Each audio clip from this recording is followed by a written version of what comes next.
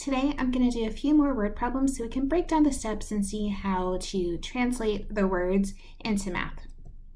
We're going to start with population. The population of Las Vegas increased 1.446 million from 2000 to 2020. If the combined population is 4.098 million, A, we want to find out how many people lived in Las Vegas in the year 2000, and then B, find how many people lived in Las Vegas in 2020. All right. Words that are important, let's start with combined. Combined means we're going to do an addition. And I noticed there's two things I don't know. I don't know the population in 2000, and I don't know the population in 2020, but I do know that it increased, right? So there were more people in 2020 than in 2000, so I'm going to let X be the population. And it's of Las Vegas, but I'm just going to write population in the year 2000. So there's where I'm starting with X. And then it says it increased by 1.446. So this 2020 is going to be X plus 1.446. So let's go ahead and put that right here. And I just put it in parentheses to say this represents what was going on in 2000. This represents what was happening in 2020. And it said combined, it was 4.098. So when I put the 2 years together, I would have this total population of 4.098. We could drop the parentheses, right? The parentheses weren't doing anything there except like really helping my mind to see them. So what I notice is I have an X and I have another X. So that says I have 2X plus 1.446 is 4.098. So what do we want to do? We want to get the X by itself. So I'm going to subtract the 1.446. And that's going to say 2X is equal to, so let's take out our calculator, 4.098 minus 1.446, which says 2.652. Now I can divide that by 2, again, using my calculator. And that gives me X is 1.326. So for part A, the population and that lived in Vegas in 2000, we had 1.326 million people. Okay. Then B, it says how many people lived there in 2020? Well, luckily we labeled it right here. It says in 2020 there was X plus 1.446. So 1.326 plus 1.446 gives me a total of 2.772 million. If you wanted to quickly check and say, like, did you get it right? You could add those two values back together. You could say 1.326 plus 2.772. That gives me 4.098, which is exactly what we started with. So let's try another one, kind of similar. Change the scenario. I said years of experience. So say we had two partners at a law firm that had a combined total of 55 years of experience. And the senior partner, so the one that's worked longer, has been working 17 years longer than the junior partner. So how long has each been practicing? So once again, I'm looking and I have two things that I'm going to combine, and that combined is going to give me 55. But I'm looking at, okay, which one's less? That's kind of where I like to start, say which one's less, and that would be the junior partner. So X is going to be the number of years for the junior partner.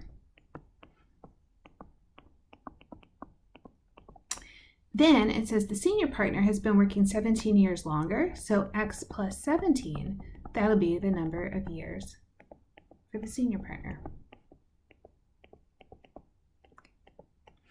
Then we go back to the beginning. It says combined, they have a total of 55. So if I take the junior partner, which was X, and the senior partner, which was X plus 17, that adds up to 55. And again, if you wanted, you could put parentheses just to keep track of this is junior, this is senior.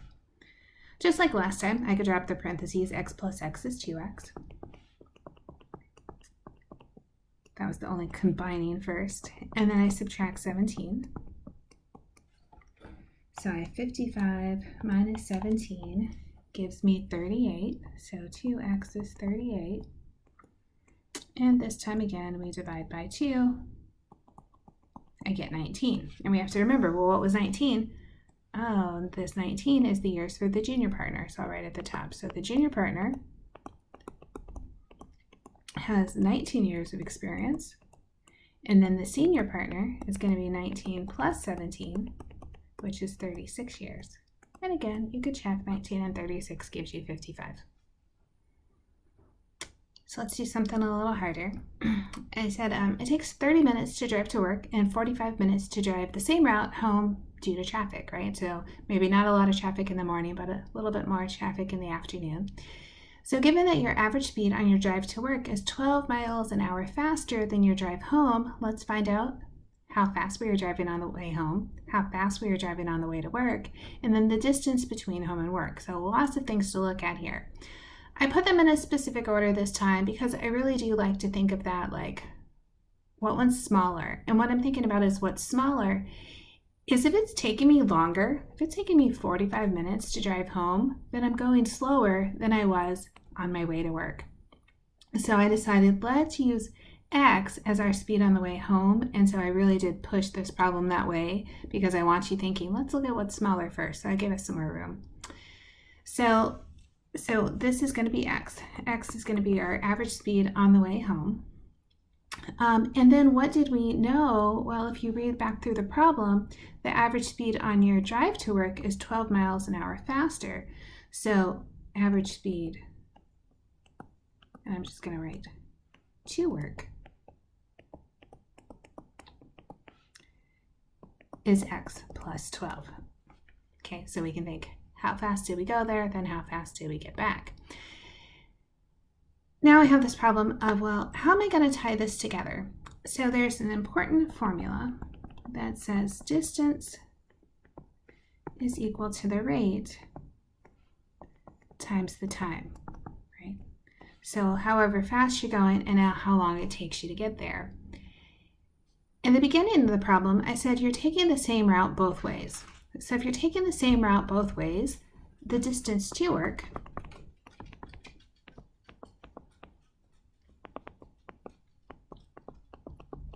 is equal to the distance home, right? So the same route both ways, the only thing that changed was traffic. Right, so let's kind of think about that. This distance equals rate times time and equating the two distances. So let's say we start with like going to work. So hey, we're headed to work and then we're headed home, right? So this distance was the same. So going to work, we said the average speed of going to work was X plus 12, and it took 30 minutes. And on the way home, well, we called that X, and we said that took 45 minutes. So that's a nice start to start thinking about the rate times the time. But also, I want you to think, when you talk about how fast you drive, we usually say miles per hour, right? We don't say miles per minute or miles per second. We talk about miles per hour. So we have this little bit of problem right now that this is 30 minutes and this is 45 minutes. So I need to adjust that. I need to say, hey, I really want to make that hours. So I'm going to say 30 minutes divided by 60 minutes. That would change it to hours, right? So I just did minutes to hours. Same thing here. I'm going to take this X and I'll do 45 over 60. So both times I did this little conversion from minutes into hours, and I just divided by how many minutes are in an hour. All right, let's make that a little prettier because I don't really like that X plus 12 with 30 over 60. So let's reduce that down. 30 over 60 is a half, and 45 over 60 is 3/4. If you don't like the fractions, why don't we just go to decimals? I think that might be better. Okay. So here I have X plus 12, and I said that 30 minutes is really 0.5. So let's make that a 0.5. And then on this side it's X, and then this is 0.75. All right. What do I need to do? I need to distribute. So I do X times 0.5, that's 0.5X. And then a half of 12 is 6. And then over here I just have 0.75X, so that's nice. So just like before, what do you want to do? You want to gather all the x's. So I'm going to subtract 0.5. And now I have 6 is equal to 0.25x. All right, over and over again, we're putting all the x's together, right? We're trying to get it all by itself. And then whatever number is there, you divide. It does not matter at all that it's a decimal because you have a calculator. So you're going to put 6 divided by 0.25 into your calculator, and it's going to tell you that x was 24. What does that mean? It means you're going 24 miles per hour, right? So that was your way home from work. You're going slow, right? It's rush hour. It's going to take some time. Remember back here we said on the way to work, so this was going home. So our going home was 24 miles an hour. Going to work was faster, maybe not as many people out in the morning, so that was x plus 12. So x plus 12, 24 plus 12, says we are going 36 miles an hour. So we're not speeding, we're not going fast, but we're going faster, right? So the way to work, this was the way to work, we could go 36 miles an hour. On the way home, we could go 24 miles an hour. I had one more question, and the other question was, well, how far away from work do you live? So that goes back to, didn't we say distance equals rate times time? So now we know some rates, right? We know like the rate to work was 36 miles an hour. And the time it took me was half an hour, which was 0.5. So this says we live 18 miles from work. If you wanted to double check because you're like, oh, I don't know if I feel confident about that, you could go the other way and say, well, I was going on the way home 24 miles an hour and it took me 45 minutes, which was 0.75. You can do 24 times 0.75, and once again, you get 18. So I like that little check in there that you have that second thing you could do to make sure you got it right. So we figured out how fast we went on the way to work, 36 miles an hour. How fast we went home, 24 miles an hour. How far did we live? 18 miles. Okay. I'm going to do a couple mixture problems because I think those can be kind of the hardest ones, but it is something I feel like I teach in almost every class that I have, and that just shows you how important they are. So the first one says, how many ounces of 10% saline solution need to be added to 25 ounces of 18% saline solution to get a 15% solution? Okay. So what do I notice here? First thing I notice is I know how many ounces I have of the 18% solution. I have 25 ounces. So the only thing I don't know is how many ounces of the 10% do I need. So this is going to be X. I only have one variable of how many ounces do I need of the 10%. I'm going to think percent of the whole equals the part. Okay. So the percent is 10% of X, right? That'll tell me what percent I get. But then I'm also adding to it a percent, 18% of the 25 ounces that I know I have. And then what's that going to do altogether? The 10% and the 18% is going to give me 15%. So I have 15%. See how I did percent and how much I had, percent, how much I had? I don't know how much I'm adding, but I'm adding it to 25. So the X and the 25, that's my new total. So I want you to think if this was 2 ounces, I would have 2 and 25 would be 27. If this was 5 ounces, 5 and 25 would be 30. So you're having to add these ounces together to find out how much your total is. So it's always percent of the whole, percent of the whole, percent of the whole. Okay. So we're just going to figure that out. So I still have 10% of X, but let's do 18% of 25. That says 4.5. And then I have 0.15 of X. And then 0.15 times 25 is 3.75. I want to gather my X's. Let's move the X's left. So I'm going to subtract 0.15X. It gives me a negative number, but that's all right. So 0.10 minus 0.15 is negative 0.05. X plus 4.5 equals 3.75. So I'm also going to move the 4.5. So I'm always trying to get the X all by itself. So I have negative 0.05X equals, this will be negative 0.75. So I did 3.75 minus 4.5 and I got negative 0.75. This looks good. I have negatives on both sides, so when I divide, we know our signs are going to change. So this just cancels. So let's put in 0.75 divided by 0.05, and you could have put negatives if you wanted, but that says X is 15. So this says I'm going to need 15 ounces of a 10% saline solution to add to 25 ounces of an 18% solution to bring that saline down to 15%, right? So it's that mixture to get the right bank. All right, so let's try this one. How many ounces of 25% solution need to be added to 5% solution? And these are alcohol, so 25% alcohol solution added to a 5% alcohol solution to get 100 ounces of a 7% solution. We have to pick one of them to be X, and I don't know which one's going to be more, right? I have no idea when I start this one, like which one's going to be more. So let's just say, because it's first, that X is going to be the number of ounces of the 25%.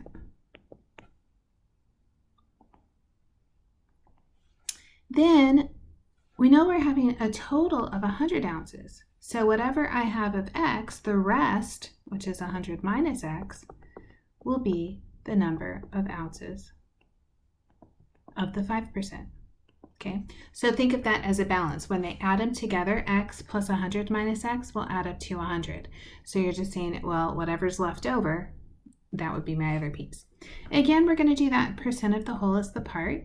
So the percent, 0.25, of what did I have? I had X. Plus, I'm adding that to the 5%, so 0.05 of 100 minus X. And that's going to give me my total, which was 0.07 times 100. Okay, so how much of the first one plus how much of the second combines to give me that 7%, which is what I want. So the 0.25x is good. 0.05 times 100 is 5. 0.05 times negative x is negative 0.05x. And then 0.07 times 100 is 7. So let's combine like terms. I have 0.25x minus 0.05x, that's 0.20x, plus 5 is 7. So let's subtract 5. Okay. Now I have 0.20x is 2. I think you're starting to see, hopefully, that all the steps, it kind of feels like the last step is divide. So we're dividing. And when we do that, 2 over 0.20 gives me 10. So that says I want to have 10 ounces of the 25% solution. And it says the rest of it, so 100 minus 10, which says I want to have 90 ounces of the 5% solution.